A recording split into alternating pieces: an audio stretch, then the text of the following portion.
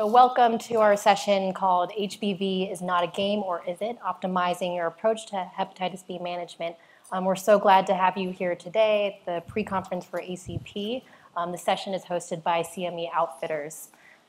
So this session is actually supported by an educational grant from Gilead Sciences. My name is Dr. Amy Shen Tang. I am a primary care internist and the hepatitis B program director at Charles B. Wang Community Health Center in New York City, where we actually see a very high burden of hepatitis B in our patient population. It's actually just as common as diabetes and hypertension in our health center. So one of my jobs is to train the 50-plus primary care providers in internal medicine, OBGYN, and pediatrics, and being comfortable with managing this chronic disease in the primary care setting. And I hope that I can achieve that goal for you all today as well. I am here with an esteemed colleague, Dr. Joseph Ahn, who is the Associate Professor of Medicine and the Director of Hepatology at the Oregon Health and Science University in Portland, Oregon.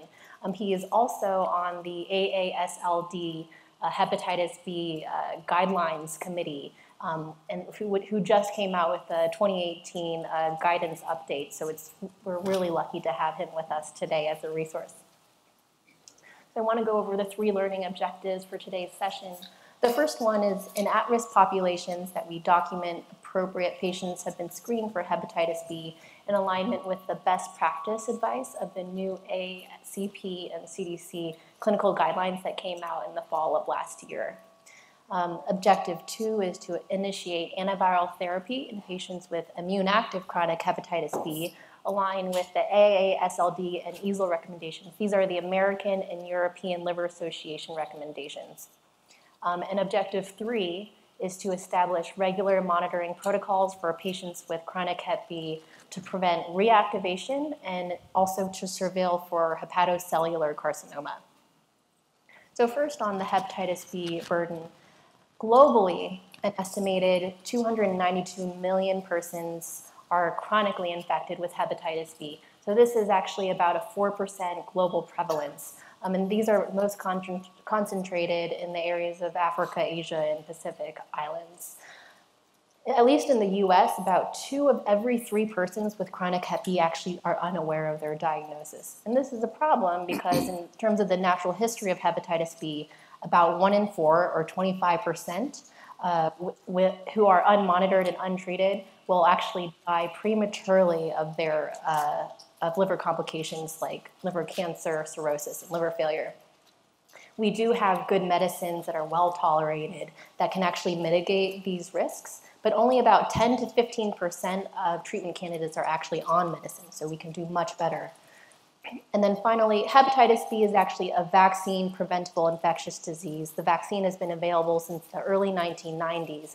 However, only a quarter of adults are fully immunized. And this has become an issue recently with the opioid epidemic, where we're seeing a rise in cases of acute hepatitis B in persons who inject drugs.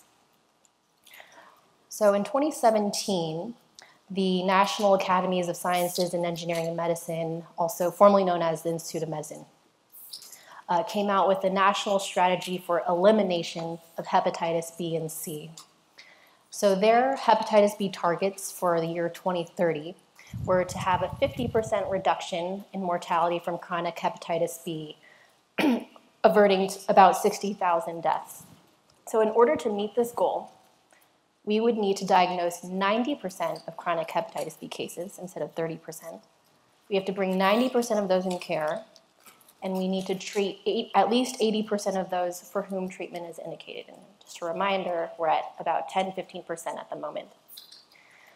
So this same level of diagnosis, care, and treatment will actually reduce new cases of hep B-related liver cancer by about 1/3 and new cases of hep B-related cirrhosis by 45%. To truly eliminate hep B, this is actually possible in infants and children under 5, as demonstrated in Alaska Natives. However, a recent report actually quoted about 1.8 million 5-year-olds living with chronic hepatitis B globally. So we have a long road to go. So who is to do this work? It's a fairly ambitious goal. So as primary care providers, we are equipped to screen, vaccinate, and monitor persons who are at increased risk for hepatitis B. We can screen and vaccinate as part of our routine preventative care, monitor liver enzymes and Hep B viral load every 6 months. For chronic Hep B patients, this fits in very well with our other chronic disease management. For example, if we're seeing a diabetic, someone with hypertension. And additionally, we can add liver cancer screening to the screening that we discuss with our patients, especially those who are higher risk with hepatitis B, with just a simple ultrasound. And we'll go over that in more detail later.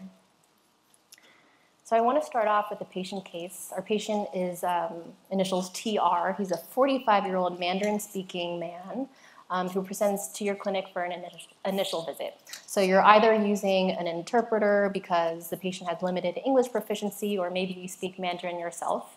You find out he immigrated from southern China 5 years ago. And you ask him if he's ever been tested for hepatitis B in his life, and he says, well, he remembers that he had an episode of acute hepatitis when he was a child, but he's told that he's fine now, he's just a carrier. So what does that mean when the patient says they're just a carrier? So we'll go into this in more detail, but right now his history is a little vague, so we need to get more information.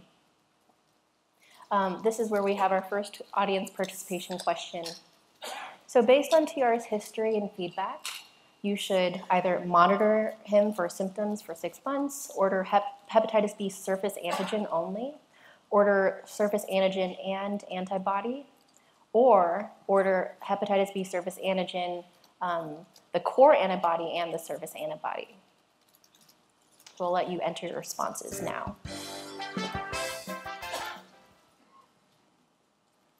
Okay. Well, the audience did very well with this. So about 83% said that they would order all 3 tests, and you are correct. Let's go over screening indications first. So in the United States, about 70% of persons who have chronic hepatitis B are actually foreign-born. So if you compare prevalence in the foreign-born population in the US, it's about 3 to 5% compared to 0.3% in the general population.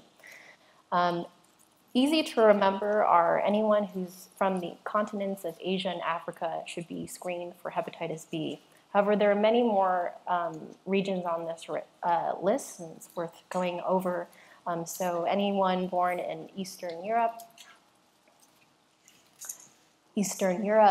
Middle East, the entire South Pacific, excluding those non-indigenous populations from Australia and New Zealand.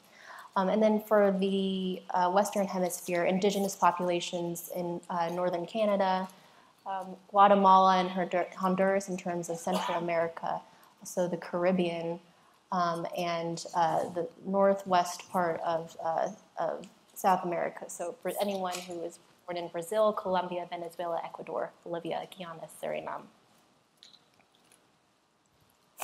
So there are a list of numerous other indications for chronic hepatitis B in addition to what we just went over. And so I decided to organize this in terms of transmission risk factors or risk for complications. So in this box, we talked about those who are born in endemic countries because vertical transmission from mother to child is the most common mode of transmission in areas with high prevalence. Also, there's a United States Preventative Task Force recommendation to screen all pregnant women for hepatitis B at their initial visit because we want to reduce perinatal transmission. And then also the infants born to these moms, to Hep B infected moms. For sexual transmission, the indication is to screen all men who have sex with men. So for those who work in health centers, we now collect SOGI data, sexual orientation and gender identity, so we're able to better identify these patients on a population scale. And also the sexual contacts of those who are infected with hepatitis B. In terms of blood transmission risk, we screen those persons who inject drugs, incarcerated persons, all household contacts of hepatitis B infected persons, persons with end-stage renal disease, including those on hemodialysis, and blood and tissue donors. So one important thing to remember, especially when you're counseling your patients, is that hepatitis B is highly infectious, 100 times more infectious than HIV. It can be transmitted even with dried blood that has been outside of the body for at least 7 days. So that's why this idea of testing household contacts is very, very important. Even blood that's been on a toothbrush or a razor for over a week can still transmit. And then also this box on those who are at risk for hepatitis B reactivation complications. So this includes all of those who require immunosuppressive therapy, so screening prior to therapy, persons who are infected with hepatitis C, and then we've seen a lot of hepatitis B reactivation with the new direct-acting antivirals for hepatitis C, all HIV-infected persons, and then also anyone who has elevated ALT levels just as part of the normal workup. So how do we screen for hepatitis B? It sounds like most people in the audience are well aware of the usefulness of screening with all three tests. So I put up this slide because I think a lot of people do get confused about which tests to order and what do they mean. This is sort of the slide that we see during our medical training about the sort of the serologies, the trends when someone is acutely infected, and we've heard about this window period, which is highly tested on exams. But I actually want you to put this aside for now because in the setting of screening asymptomatic individuals for hepatitis C, we really just care about the hepatitis B surface antigen, which tells us if they're currently infected and have it in their blood, the hepatitis B antibody, which tells us if they have detectable immunity or protection, and the total core antibody. So total core antibody, not IgM, total. So total will include IgM as well as IgG. It will tell us if someone has previously been infected. It can be very useful if assessing people who need to be vaccinated. So this is our second audience participation question. So you order Hep B screening test for TR, and his results indicate that he is positive for hepatitis B surface antigen, negative for hepatitis B surface antibody, and positive for total hepatitis B antibody. So how do you interpret these results? Wow, so smart audience. Okay, so 87% said that this serology result means that the patient has chronic hepatitis B and that it warrants additional testing and management. So one little nuance to this question is, can we automatically say that this patient has chronic infection rather than acute? Or do we have enough information at this point? So the criteria will actually tell you that chronic infection is defined by a surface antigen being positive over 6 months, or if you've ordered an IgM, that's negative. But in our population, we really do screening for the large majority of our patients because we have such a high-risk population. And if someone's from an endemic region and they have no symptoms, they were most likely infected as a child or perinatally. And so we assume that it's chronic. We start initiating the workup for chronic Hep B, and we don't sort of bother waiting the 6 months to officially put the label on it. We don't order an IgM. So for those from endemic countries, it's safe to assume without symptoms that they have a chronic infection. Okay, so let's go over these systematically. We talked about current infection. So for those who have a negative surface antigen, there are numerous results that can come. So negative surface antigen, negative surface antibody. If we just ordered these two, we wouldn't know if they were not immune because they had never been vaccinated, or if they were possibly one of these patients with isolated core, which is a common source of confusion.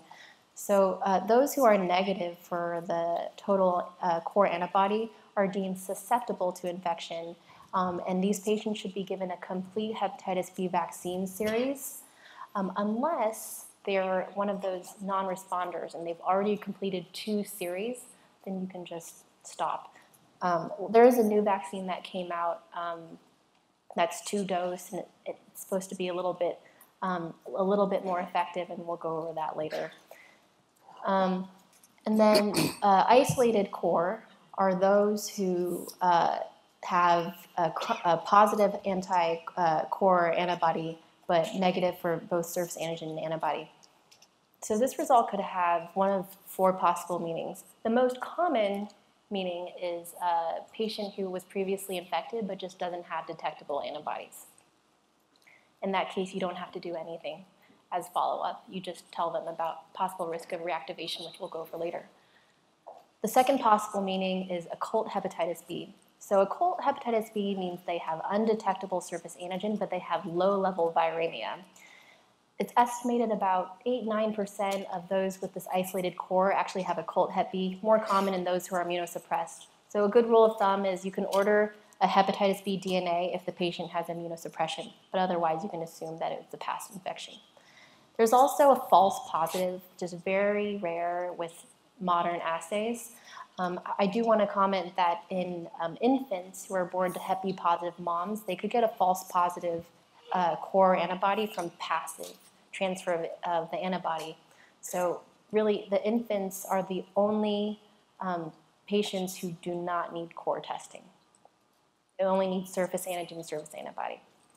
And lastly, could it be the window period of acute infection that we had on the prior figure? And that would be very rare if the patient didn't have any symptoms. If the patient is negative for surface antigen, positive for surface antibody, and then negative for the core antibody, meaning that they had never been exposed, then this is really the best outcome, that they're immune from vaccination. Nothing to do, just a reassurance. If they are positive for the core antibody in this setting, then it means that they were previously infected. The virus lays dormant in their liver. However, if they're placed on immunosuppression in the future, for example, for cancer therapy or even some chronic diseases, a lot of the targeted biologic agents out there can also cause reactivation, things like used for psoriasis or inflammatory bowel disease, or even some other really common conditions. The patient should be counseled on the possible risk for reactivation. So if we do find a patient who is susceptible, who should be vaccinated? Well, as with other common tests we order in the primary care setting, like latent TB, if you test them because they're high risk, then you should also act on that test. So anyone that you screen who's susceptible, you should vaccinate. So I have here a very similar chart to what I had before, but I've highlighted those that are different indications. So for pregnant women screened who are susceptible, you can safely vaccinate these women during pregnancy, but really you only need to do that if they're sort of increased risk for infection. So if they have sexual risk factors or blood transmission risk factors. For everyone else, you can decide to wait until after their pregnancy if that's preferred. For sexual transmission, I also listed here all sexually active persons who are not in a mutually monogamous relationship. I actually include Hep B testing on my STD or STI screening for my patients, and if they're susceptible, I will vaccinate them. And then also, persons who are really just seeking STD infection treatment or evaluation. For blood transmission, residents and staff of facilities for developmentally disabled persons is listed as a population who should be vaccinated, public safety workers at risk for exposure to blood or blood-contaminated body fluids, and then also all adults who have diabetes who are less than 60 years of age. So this actually came out in an MMWR a couple years ago because there had been a rise in acute Hep B cases in long-term care facilities. They thought the nidus of infection was actually glucometers, even though they appeared clean. There were little remnants of dried hepatitis B blood that was actually transmitting the infection to other residents. And so and sort of the lifetime possible use of glucometers for diabetics was really what drove this recommendation. Additionally, international travelers who are going to regions with higher intermediate levels of Hep B infection, and anyone who wants the vaccine. So a good rule of thumb to just know is that because the vaccine has been available since the early 1990s, most of US-born adults that you screen will actually be likely susceptible, never vaccinated. There are a couple options for vaccines for adults at the moment. So there's the traditional 3-dose series that's given at sort of time 0 and then 1 month later, and then also minimum 6 months later. So this is the minimum schedule. If you have a patient who didn't complete their 2nd or 3rd dose, you can give it at that time. There's no maximum interval. Higher doses might be required for those who are immunosuppressed. Additionally, there's a new vaccine called Heplisav It was recently FDA approved, and the CDC, the Advisory Committee on Immunization Practices, just included in their recommendation about a month ago. They'll be coming out with an MMWR issue on more detailed recommendations, for example, what to do with those who have been vaccine non-responders in the past.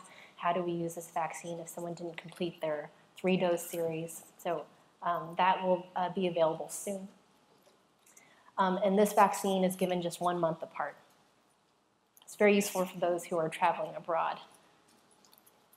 And then finally, for those who are exposed to hepatitis B either in the workplace or perinatally, there's also a hepatitis B immune globulin, which is for post-exposure prophylaxis that's administered together with the hepatitis B vaccine to prevent transmission. So the regular Hep B vaccine alone, when given after exposure, gives you about 90% protection. If you add on the immune globulin, it's about 95%.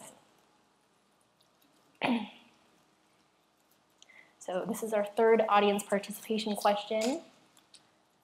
So given TR's lab results being surface antigen positive and surface antibody negative, core antibody positive, how do you counsel him relative to next steps? Inform him no further testing is needed for a year, screen him for liver cancer, or refer him to a hepatologist. Okay. All right, so we only give you 3 options here, but sort of in line with the goals for today's session, it is important that we think about screening him for liver cancer. And we'll talk about the risk factors in the Hep B population, but he is an Asian male who's of older age, so it's definitely something to think about, and I'm glad that this audience isn't automatically necessarily referring to hepatology at this point. There's definitely more that we can do. So the first thing that we should do when we find someone who's surface antigen positive is to talk to them about screening their sexual contacts or household members. This is so crucial because studies have found that screening of these household contacts, we find about 1 in 5 or 20% Hep B surface antigen positivity. The second thing to do, which is very important, is educating the patient on how Hep B is spread. A lot of people will wonder, well, how did I get this infection? I've never had symptoms. No one else in my family has it that I know of. So you go over the primary modes of transmission, mother to child, sexual, blood contact, and then you also educate them that you can't spread hepatitis B through sharing food, through kissing, hugging. However, it can be found in dried blood on objects that you might use in the house, so not to share razors or toothbrushes. Also, we should educate our patients about abstaining or minimizing use of alcohol because alcoholic steatohepatitis on top of chronic Hep B can increase their risk for liver cancer and cirrhosis. Also important to just do routine counseling on healthy exercise and diet to prevent metabolic syndrome, which is so common in our patient population, which is the cause for fatty liver disease. And then also the need for routine monitoring, especially during pregnancy. So I actually spend a lot of time on this for new patients because in our population we have a lot of patients from China where there isn't really a primary care infrastructure. And so patients had been told, oh, I'm just a carrier. And they're often referring to the fact that they have one of the more inactive states of Hep B. However, these states are really just one point in time and they can change. And so we really stress you need routine monitoring at least every 6 months. And especially if you're pregnant, you should continue to follow with me as an internist because we need to decide if you need to be on medicines to prevent transmission to your child. And lastly, raising the awareness that liver cancer is definitely a risk for these patients, even if they don't have cirrhosis, and that there are steps we can take to do surveillance for that. So starting with the history for these patients, though not common, we should first assess to see if they have any symptoms of cirrhosis, and then also ask them if they've ever been vaccinated for hepatitis A, because we wouldn't want another insult on top of their chronic Hep B. We assess their medications, make sure that they're not taking a ton of herbal supplements that could potentially be hepatotoxic to their liver or other prescription medicines that they're taking. An example is isoniazid therapy for patients who have latent TB, which there's a lot of overlap with these populations. We have to be particularly careful, and if we're going to start them on latent TB treatment and they have Hep B, we just monitor them more closely. And then also for women of childbearing age, we also should be careful about those who are on hormonal contraception. If they have immune active chronic Hep B, we should be careful. If they have inactive Hep B, it should be okay. Social history of alcohol and tobacco use, and then very, very important is family history of hepatitis B or liver cancer. So this liver cancer history actually changes our management on who should be treated, who should be screened for liver cancer. So crucial to ask. Some patients might not know, but interesting, a lot of our patients will have this family history and they'll have thought it was a genetic disease that was passed down. And so, oh, that's why everyone in my family or like these individuals had liver cancer. So there's this perception that it's not an infectious disease because of the way that it's vertically transmitted in some countries. The vitals will tell us, the vitals and body mass index will tell us a little bit about their risk for metabolic syndrome, and then of course on physical exam, assessing for those signs of cirrhosis. So in terms of labs and imaging, we want to order a comprehensive metabolic panel. This includes the ALT, AST, the bilirubin, which will give us some marker of liver function. Also the platelets and the CBC as well. PT and INR can also give us an assessment for their cirrhosis risk. Also the e antigen, e antibody, and the DNA information about their hepatitis B activity. And finally, assessing for co-infections like hepatitis A, hepatitis C, and HIV. In select patients, you can also screen for hepatitis D virus, which is only found in those who concurrently have hepatitis B, but only from certain regions of the world. And in our resources section, there is a list of countries from which you should also test for hepatitis D. The genotype doesn't actually come into play in a lot of the current treatment guidelines. However, genotype C is associated with increased liver cancer, so it might be good to know, but it's not necessary testing for all patients. Additionally, AFP is one of the liver cancer screening tests, and for those who are at increased risk, it would be a good idea to get that initial evaluation. Baseline ultrasound is recommended for all these patients who are newly diagnosed. It helps us assess for liver cancer lesions, any evidence of cirrhosis, and that can also be done routinely for those who have indications for liver cancer screening. And finally, something that primary care providers may be less familiar with are fibrosis assessments. So for those who have access to FibroScan, also called transient elastography, and we find these a lot more in academic medical centers these days and some hepatology offices. This is really the preferred because it's been out the longest, well studied in hepatitis B populations, can give us the scoring system, the Medivir scoring system from F0 to F4, F4 being cirrhosis, F0 normal, and then F2, 1, 2, 3 being sort of the intermediate stages that can help guide treatment.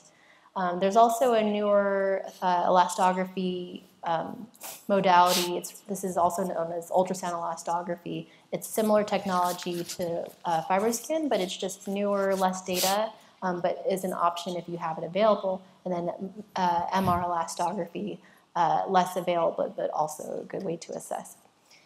For those who don't have access to any of these things, you can also assess through blood. So the bare minimum, since you're already getting platelets, the ALT, is to calculate an AFRI and FIB4 score. So there are calculators online that you can use, but these are more useful to assess if a patient has cirrhosis and rather than the intermediate stages. And then FibroSure or FibroTest are these commercially available tests that you can order as well that also give you some Medivir staging scores. AASLD 2018 Hep B guidance update indicates that for the purpose of guiding Hep B management, the upper limits of normal for ALT for males and females are which of the following. So I'll let you read these options. Oh, I'm actually impressed. A lot of people are very up to date. Okay, so option 4 is correct. So the most recent update is that the new cutoff for females is 25 and for males 35. The prior recommendation from the AASLD was to use 19 and 30, which is option 1.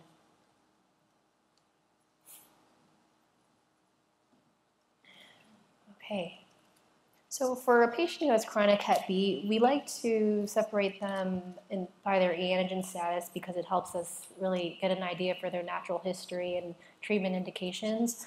So for those who are antigen positive in the replicative state, we know that their viral load will be high, so it's really the ALT that helps us decide if they need to be on treatment. If they have an elevated ALT, and according to the AASLD guidelines, it's 2 times the upper limit of normal, so that would be 70 for men and 50 for women, then they are candidates for antiviral treatment. One of the goals is to get them to seroconvert from e antigen positive to negative, but ideally it's S antigen loss, which is rare with the current antiviral therapy. So either surrogates, and Dr. An will go over that with you. If someone has a normal ALT, then you can just continue to monitor them the ALT along with the antigen about every 6 months to check if they'll seroconvert on their own. For those who are perinatally infected, the average time of seroconversion is about age 30. So if you have a 42-year-old who's still antigen positive and they have a high viral load, but their ALT is normal, you'll want to really assess, do they have fibrotic liver? Do they have a family history of liver cancer? Because you could also potentially put them on therapy if they have any of those indications. And then for those who are antigen negative, we definitely care about their viral load level. So we use 2,000 as a cutoff. They should be in a non-replicative state. So if they do have a high viral load, we suspect possible mutations in the virus that could increase their risk for liver cancer. So for those who also have an ALT, we treat these individuals as well with antiviral therapy.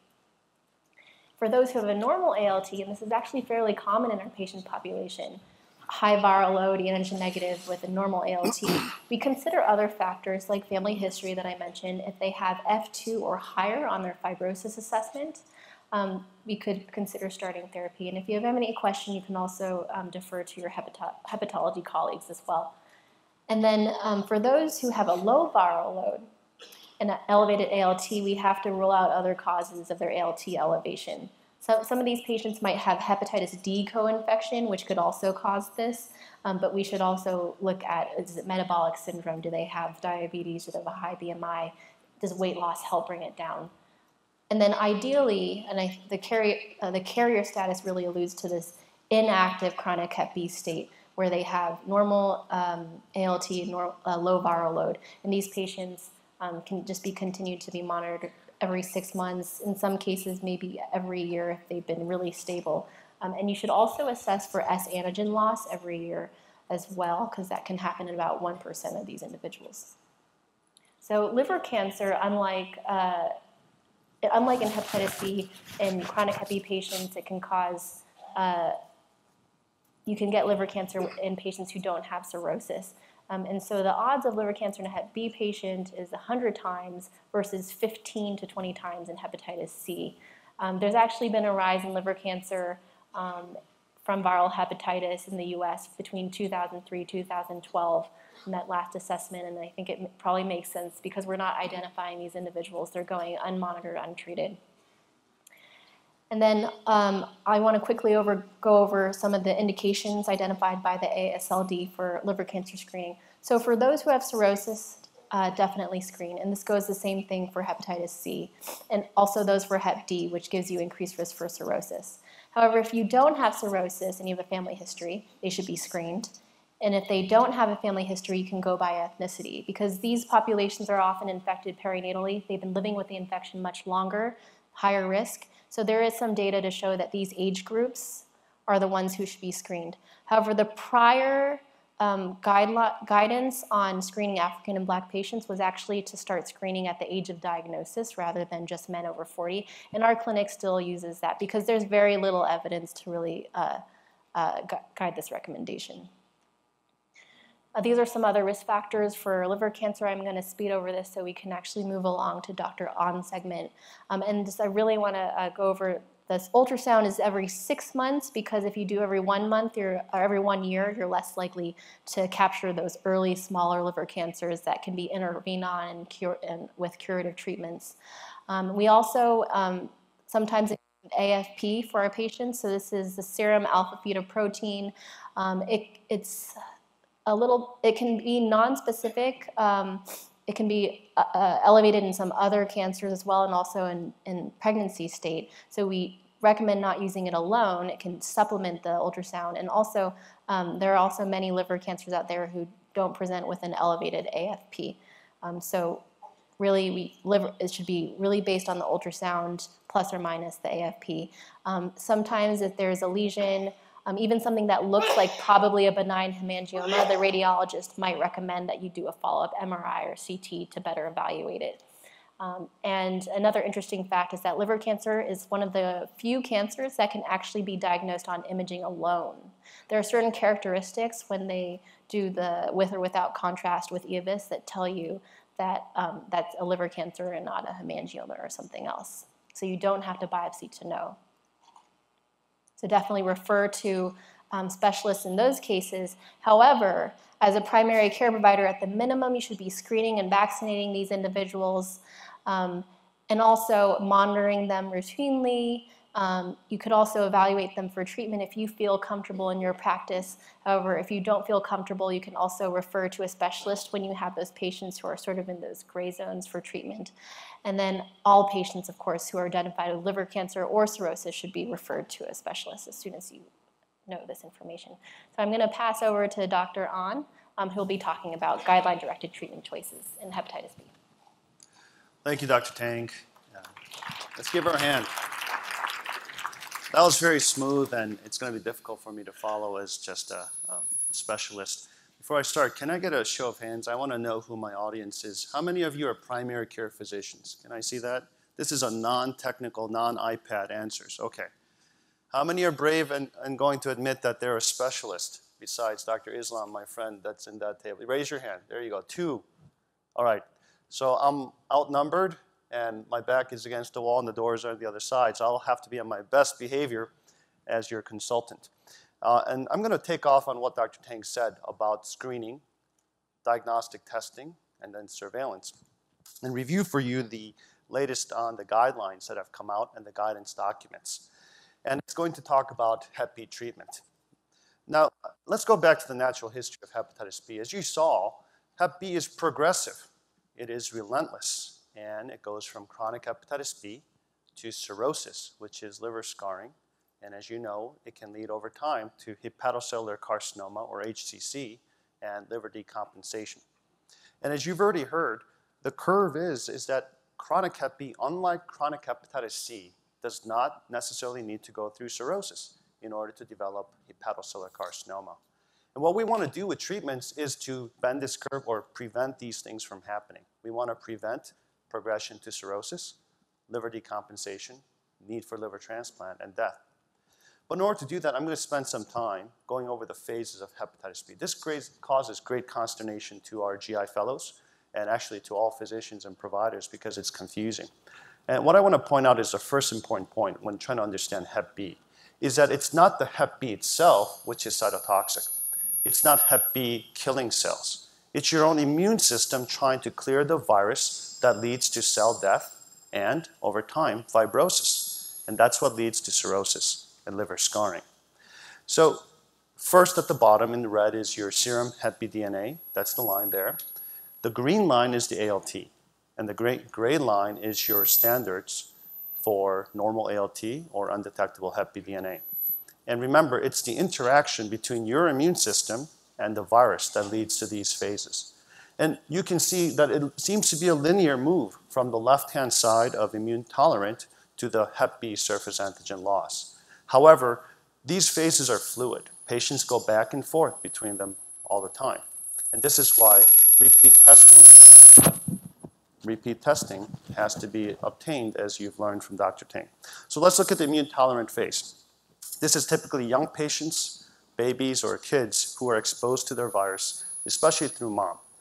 Their immune system is not robust. As a result, their immune system lives with the Hep B. It's tolerant of the Hep B. Therefore, ALT does not go up because cells are not being killed. The DNA levels are very high. If you biopsy these people, which I don't advise, you will find that there's minimal inflammation, and because they're also very young, there's very little fibrosis. So over time is that their immune system becomes more robust. As a result, the immune system tries to clear the virus. Liver cells are killed, and the DNA levels start to go down. There you go. All right. So this leads to liver injury, and trying to suppress it and causing cell death. The virus mutates, and it goes into this E antigen negative chronic hepatitis B. That's the third phase you can see. That's the middle column. In this phase, the virus has mutated, but your immune system still hasn't been able to suppress it fully. As a result, ongoing inflammation and cell death is occurring. Finally, you would hope that patients get to the inactive carrier phase, which is the fourth phase. This means that the immune system has been able to suppress or control the virus. It's cleared most of the cells that are expressing the virus, and these people don't have significant inflammation as manifested by their normal ALT. Their liver biopsy, if done, and this is the place where we most often do liver biopsies to distinguish between immune reactive and inactive phase, shows no significant inflammation. However, because of all the fighting that has gone on between the previous phases, there will be some fibrosis. And because these patients are older, they're likely to have more advanced fibrosis than other patients. And then finally, you might find patients who have risk factors who come from high endemic areas. They don't have their surface antigen anymore, but their core antibody total is positive, denoting that they've been exposed to the virus before. And these are the patients that can have reactivation of their hepatitis B, as we'll talk about.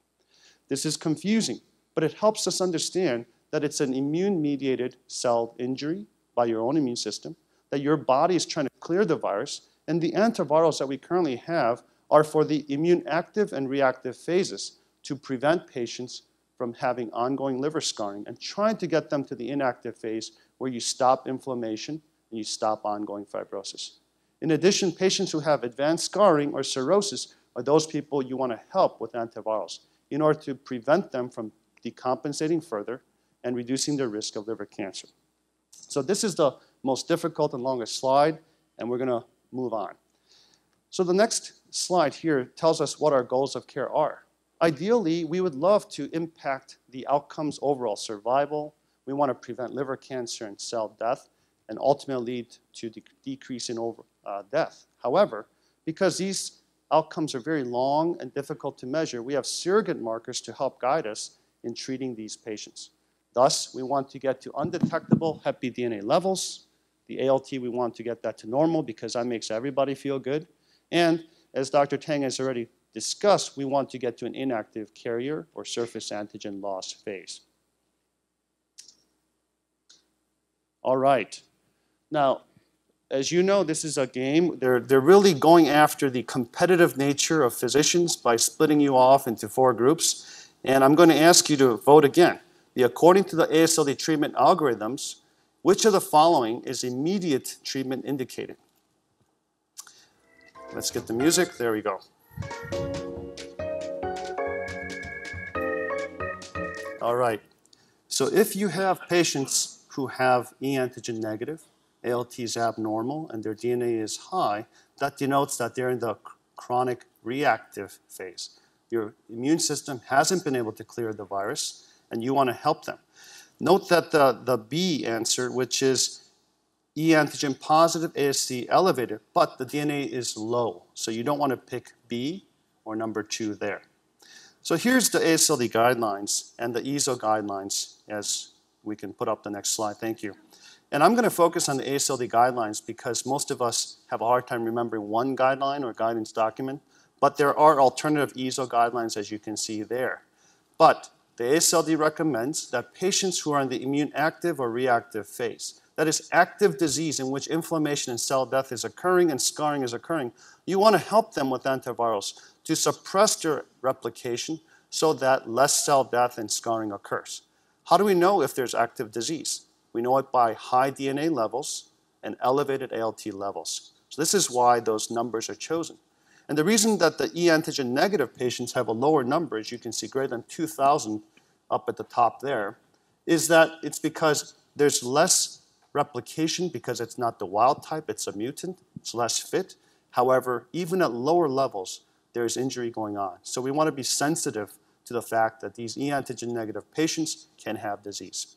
In addition, the second line shows us that if there's cirrhosis, you want to treat those patients because they don't have a lot of reserve in case there is progression of disease or a hepatitis B flare. So this is the next question, testing your knowledge. So of the FDA-approved agents, which of the following has the least favorable safety profile? That's right. I think most of you have been through the pegylated interferon era with hepatitis C, and you know how not easy it is to get patients through that.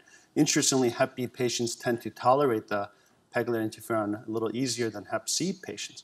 Nevertheless, we don't tend to use interferon in this era because of the well-absorbed and well-tolerated oral agents. In addition, patients don't like taking an injection medications, and the side effect profile deters most of our patients. So the guidelines recommend that if you initiate therapy, you should consider one of 4 regimens. Entecavir, unless the patient has a history of previous lamivudine exposure, because that increases the risk of resistance. Secondly, there's 2 tenofovir regimens that I'll show you. And these regimens, similar to entecavir, have high potency and high genetic barrier to resistance and well tolerated. And thus, these 3 regimens are picked over the interferon, although interferon has its merits, as you can see here. The merit of that interferon is that, again, it's a finite treatment of 1 year, and there's a slightly higher chance of getting people to the inactive carrier phase.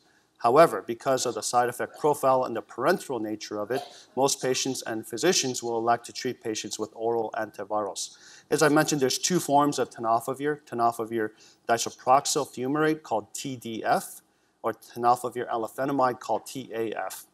In addition, entecavir is in the second column there.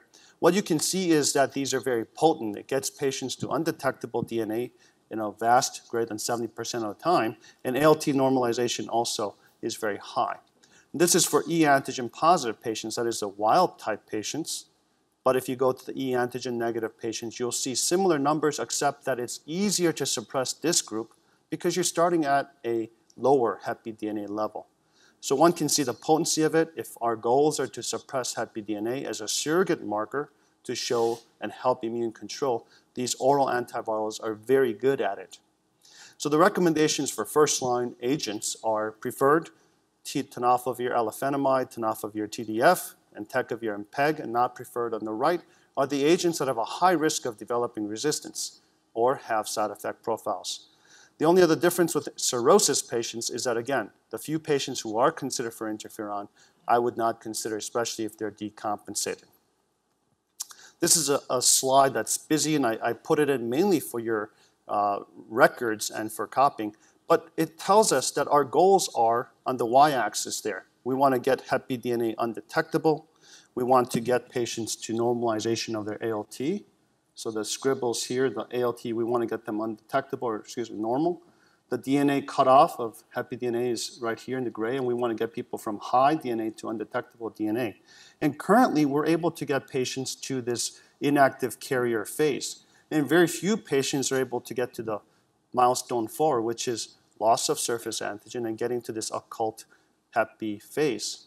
And that's because our current antivirals have limitations. We can't impact or affect cccDNA, which is a covalently closed circular DNA, which is like a capsid that's inserted into hepatocytes' DNA.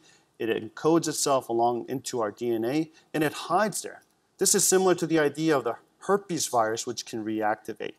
And therefore, we have to recognize that current treatments are not optimal, but this is the best that we have. And the limitations are its lack of immunologic effect. It is helpful to prevent replication, but it really doesn't help patients clear the virus from an immunologic standpoint directly. It's not a cure, it's just treatment, similar to what you would tell your diabetes or hypertensive patient. It's hard to tell also patients to take a medicine for a long period of time, especially if they feel pretty good. And then secondly, and thirdly, there are some concerns and signals about side effect profile with nephrotoxicity and bone disease. And there's a whole class effect of lactic acidosis, which is rare.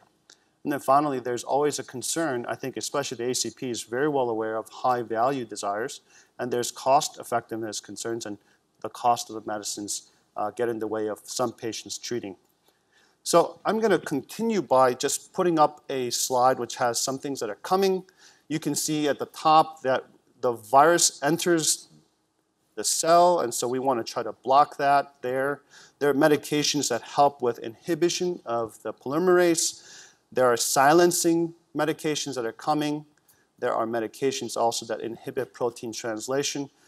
Also things such as core inhibitors. And then preventing the virus from exiting the hepatocytes. And finally, there's questions that came up on here about immune modulation, and there's active vaccinations in addition to passive vaccinations being worked on. So there are many drugs coming. However, it's not ready yet, and I don't anticipate a cure effects for the next 10 to 15 years at the earliest. There are many questions that came up about pregnancy. We should screen and vaccinate all women for hepatitis B because this is a main cause of vertical transmission and getting to the next generation. One must know that pregnancy causes changes, normal changes in the liver enzymes, and that Hep B is uncommon to flare during pregnancy. But after pregnancy, when you're in a less immune tolerant state, patients can have a flare. A question came up along here is, should we treat women who have chronic hepatitis B? And my take on this is that if a mom is healthy, the baby has the best chance of being healthy. But if the mom is not healthy, the baby has a higher chance of being not healthy. So we want to treat the mom and be aware that these drugs are well tolerated. Specifically, TDF or tenofovir is well tolerated and can also be used in patients to prevent vertical transmission. And there are guidelines to recommend that those women who have a greater than 200,000 IU per milliliter should be offered transmission prevention during the third trimester with oral antivirals.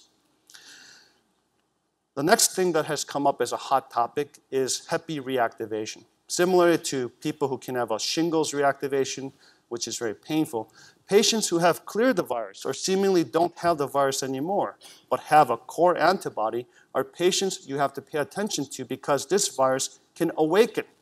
It can cause a reactivation, defined as a reappearance of Hep B DNA. This can be followed by your immune system trying to clear the virus, and this can lead to very severe hepatitis, and in some cases, especially with people who go on drugs such as rituximab, chemotherapy, TNF agents, and high-dose steroids. Those are the groups you want to pay attention to because these patients can have Hep B reactivation that can even lead to liver failure. So as I mentioned, I think this is very important that we have a primary care audience here. My relationships with the primary care physicians in my community in Oregon is that I tell them, you have the first opportunity to make the diagnosis. You're seeing these people, and I'm only seeing a subset of those people coming to my clinic. And in terms of making a timely referral, I think especially for patients who need multidisciplinary care for hepatocellular carcinoma, that's a very helpful referral. Secondly, those people who have liver cirrhosis, and this is why, again, things such as a FibroScan as an alternative to liver biopsy can be very helpful for you to identify these people. And finally, you can provide them the long-term continuity of care.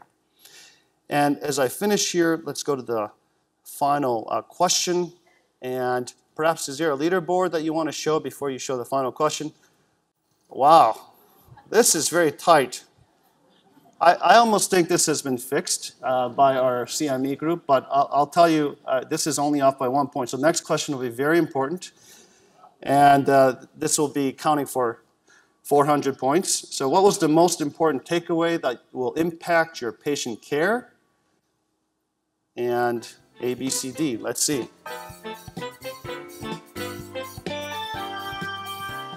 All right, well, we can see that Dr. Tang was very influential here in increasing screening, that it is important that patients should be monitored, and liver cancer can develop in the absence of cirrhosis, so you should do ultrasound plus or minus AFP, and I'm glad that 25% of you agree with me about following the guidelines.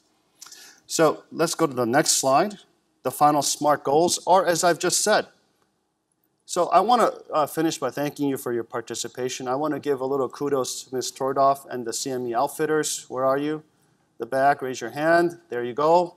And also to our AV guys, 6 of them, to monitor 200 iPads. I think that requires some work. So thank you very much, and we'll take questions and answer some questions now.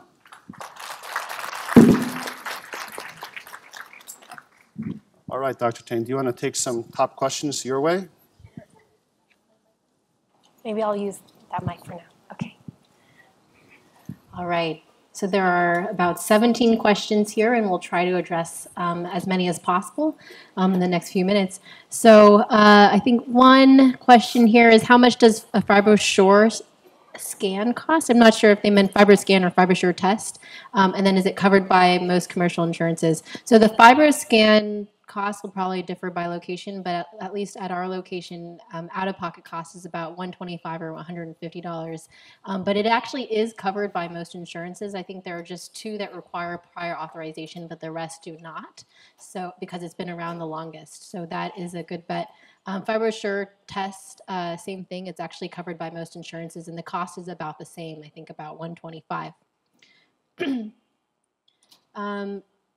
Let's see. Do you recommend liver biopsy for fibrosis assessments? So liver biopsy is considered the gold standard. However, it is prone to sampling errors and also, of course, the risks of bleeding. And so because we do have these non-invasive methods that are pretty good, that is preferred to do non-invasive first, unless there is some uncertainty in some patients. Let's see. This is an interesting question. Can a surgeon be denied privilege if he has active hepatitis B? So the CDC does have a document on this saying that if you are a surgeon and you have a high viral load, and I do forget what the exact cutoff is. I think 1,000. A viral load greater than 1,000, then it is recommended that you consider taking medicine to bring it down if you are to be operating on patients. But just because you have chronic hepatitis B is not a reason to exclude you from surgery. Well, we've hit our mark. We've hit our mark, so we'll be happy to stay behind, and we'll meet any of you with questions by the podium. Thank you very much.